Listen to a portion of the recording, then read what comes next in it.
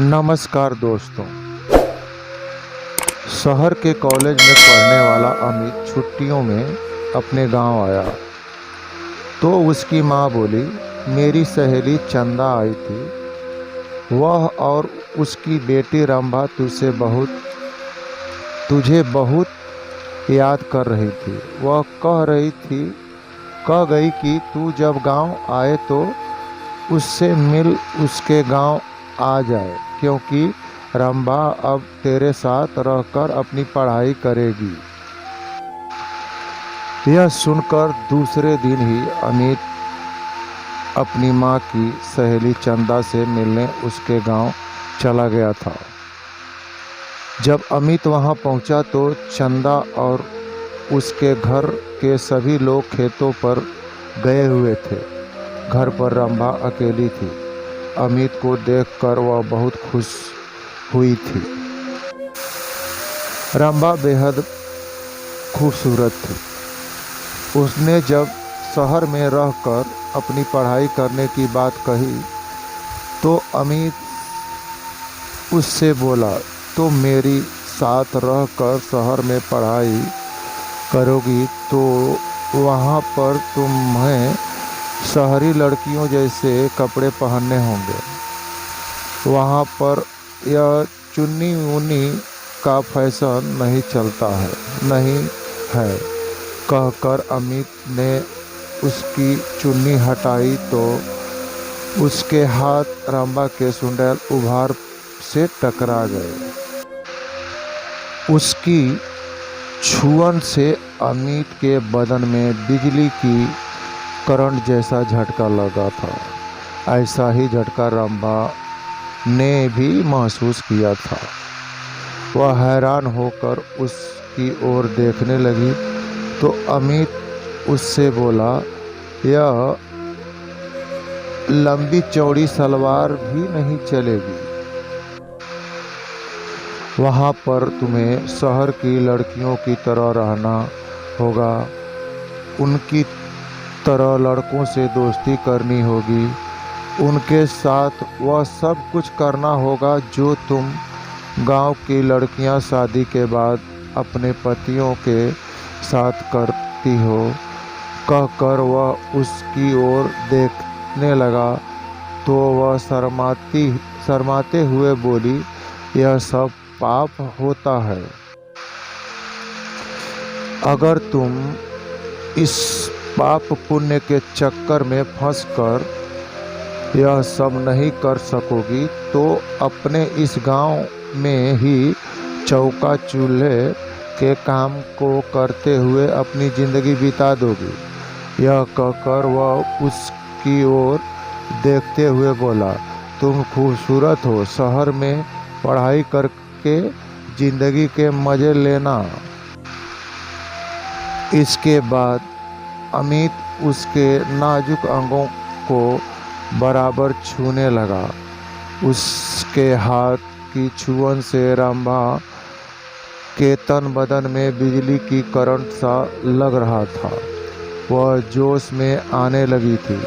रंभा के माँ बाप खेतों से शाम को ही घर आते थे, इसीलिए उन्हें किसी के आने का डर भी नहीं था।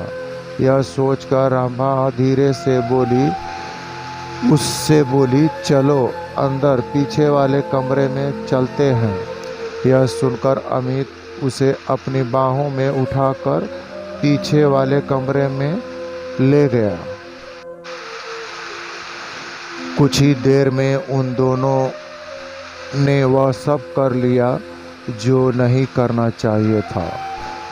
जब उन दोनों का मन भर गया तो रंभा ने उसे देसी घी की गर्मा गर्म हलवा बनाकर खिलाया। हलवा खाने के बाद अमित आराम करने के लिए सोने लगा। उसे सोते हुए देखकर फिर रंभा का दिल उसके साथ सोने के लिए मचल उठा।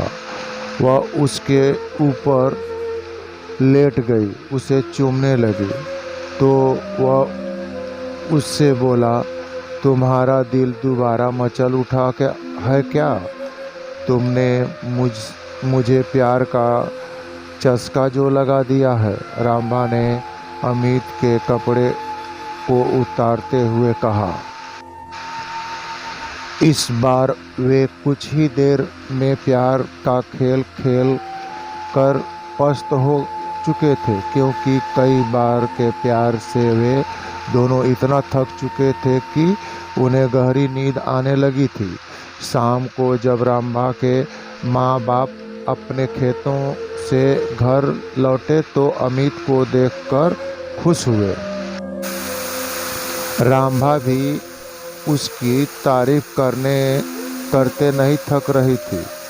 वह अपने माँ बाप से बोली, अब मैं अमित के साथ रहकर ही शहर में अपनी पढ़ाई पूरी करूंगी। यह सुनकर उसके पिताजी बोले, तुम कल ही इसके साथ शहर चली जाओ, वहाँ पर खूब दिल लगाकर पढ़ाई करो। जब तुम कुछ पढ़ लिख जाओगी तो तुम्हें कोई अच्छी सी नौकरी मिल जाएगी, तुम्हारी जिंदगी बन जाएगी।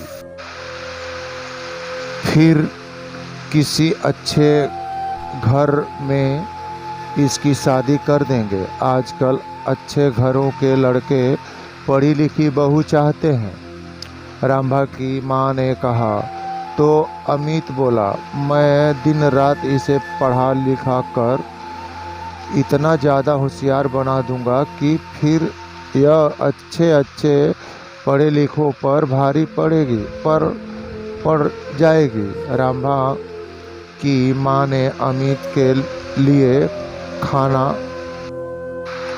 जब अमित सोने के लिए कमरे में जाने लगा तो चंदा रामबा से बोली, कमरे में 2 पलंग है, तुम भी वहीं सो जाना। वहाँ पर अमित से बातें करके शहर के रहन सहन और अपनी पढ़ाई लिखाई के बारे में अच्छी तरह से पूछ लेना।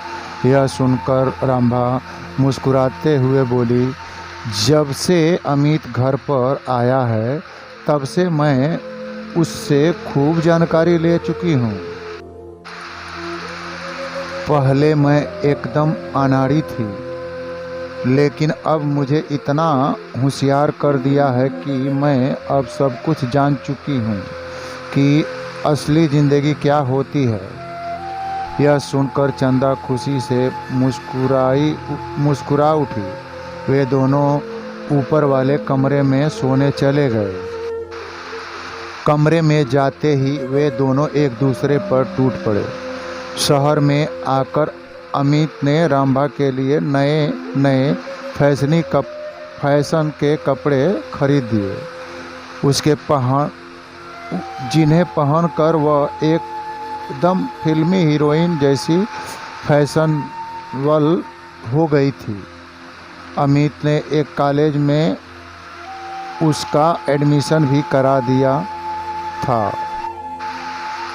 जब उसके कॉलेज खुले तो अमित ने अपने कई अमीर दोस्तों से उसकी दोस्ती करा दी, तो रामबा ने भी अपनी कई सहेलियों से अमित की दोस्ती करा दी।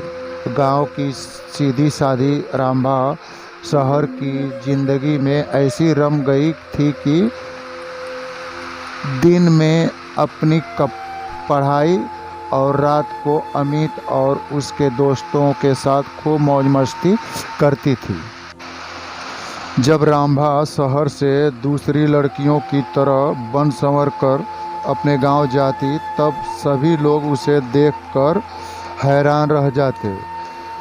उसे देखकर उसकी दूसरी सहेलियां भी अपनी माँ बाप से उसी की तरह शहर में पढ़ने की जिद कर के शहर में ही पढ़ने लगी थी।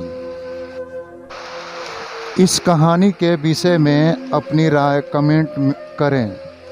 वीडियो को बिना सोचे लाइक कर दें, चैनल को सब्सक्राइब करें और साथ ही दिए गए बेल को प्रेस करके ऑल पर सेट करें।